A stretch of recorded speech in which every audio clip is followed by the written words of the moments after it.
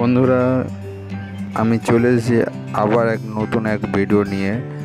তো তোমরা ভিডিওর থাম্বনেল আর টাইটেল দেখে বুঝতে পারছো যে কী বিষয়ে ভিডিও হতে চলেছে। হ্যাঁ বন্ধুরা, আজকের ভিডিওর বিষয়বস্তু হলো যে আমরা কী কী জিনিস খেয়াল রাখবো গাছ লাগানোর ক্ষেত্রে এবং গাছ লাগানোর পরে কী কী জিনিস আমরা করব আর কী কী জিনিস আমরা করব না। তো ভিডিওটা শুরু করার আগে আমি একটা ছোট্ট রিকোয়েস্ট করব যে যদি আমার এই ভিডিওটা ভালো লাগে তো অবশ্যই পাশে লাইক করবেন, পাশে বেল আইকনটা টিপে দেবেন, শেয়ার করবেন, কমেন্ট করবেন আর চ্যানেলটিকে সাবস্ক্রাইব করবেন। ধন্যবাদ বন্ধুরা। আমি কথা না বাড়িয়ে ভিডিওটা শুরু করছি। তো আজকের ভিডিওটা হলো যে গাছ লাগানোর পরে বা আমরা গাছ লাগানোর আগে কী কী জিনিস আমরা মেনে চলবো।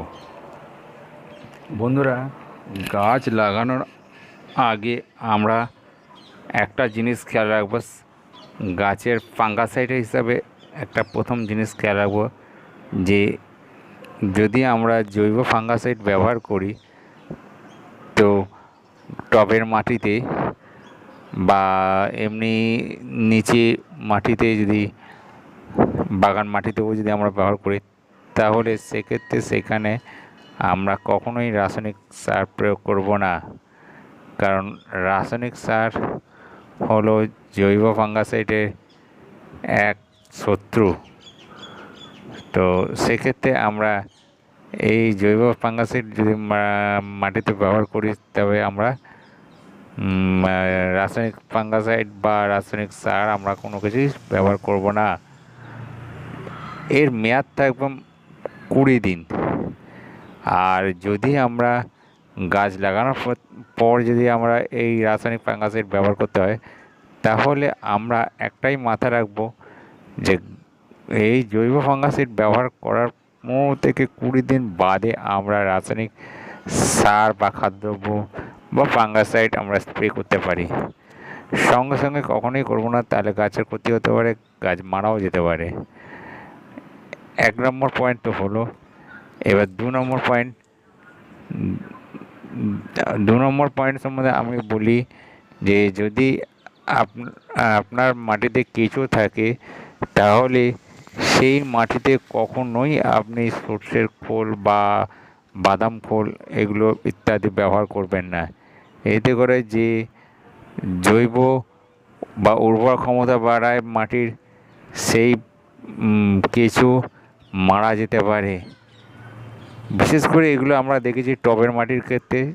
যদি টবের মাটিতে এরকম কেস হয় তাহলে অবশ্যই আপনারা সর্ষের খোল বা বাদাম খোল মারবেন না, তার বদলে আপনারা হাড়ের গুঁড়ো, শিংকুচি ইত্যাদি মারতে পারেন, তাতে কোনো অসুবিধা নেই।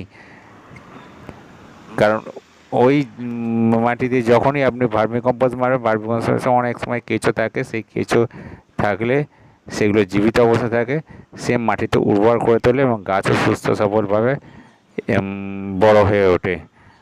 আর 3 নম্বর হলো যে আমরা সবসময় খেয়াল রাখবো একই দিনে দুটো কীটনাশক বা দুটো ভিটামিন বা ভিটামিন দুটো একসঙ্গে মারবো না, এতে করে গাছের ক্ষতি হতে পারে। মিনিমাম আমরা 6 থেকে 7 ঘন্টা গ্যাপিং রেখেই তবে আমরা দুটো কীটনাশক বা ভিটামিন বা অনুখাদ্য ব্যবহার করতে পারি। ম্যাক্সিমাম 12 ঘন্টা তো খেয়াল রাখতেই হবে, তার বেশি হলে তো আরও ভালো হয়। কিন্তু একই দিনে যদি আমাকে মারতেই হয় দুটো কীটনাশক বা অনুখাদ্য আর কীটনাশক মিলিয়ে যদি মারতে হয় তাহলে মিনিমাম 6 থেকে 7 ঘন্টা আমাদের গ্যাপিং রেখে তবেই মারতে হবে, নতুবা গাছের ক্ষতি হতে পারে। আর আমাদের এই কীটনাশক বা জৈব অনুখাদ্য বা পিজিআর যখনই মারব তখন আমাদের দেখতে হবে যে সেই দিনটা যেন সম্পূর্ণ রৌদ্রোজ্জ্বল থাকে, কারণ গাছ সূর্যালোকের উপস্থিতিতে সেই খাদ্যটা সহজেই গ্রহণ করতে পারে, তবেই আমরা এই জিনিসটা মারতে পারবো। তো এই ছিল আজকের বিষয়বস্তু। তো আজকের মতন এই ভিডিওটা শেষ করছি। তো তোমাদের যদি ভালো লাগে অবশ্যই আমাকে জানাবে এর কমেন্ট করে। আর কোনো জিজ্ঞাসা যদি থাকে গাছ সম্বন্ধে তাহলে অবশ্যই আমাকে প্রশ্ন করে জানাবে। ছাদ বাগানে যারা গাছ করো তাদের ক্ষেত্রে তো এটা বিশেষ উপকারী আজকের ভিডিও।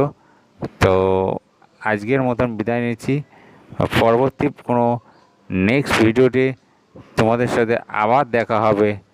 ততক্ষণের জন্য বাই বাই, ভালো থাকবে, সুস্থ থাকবে এই কামনা।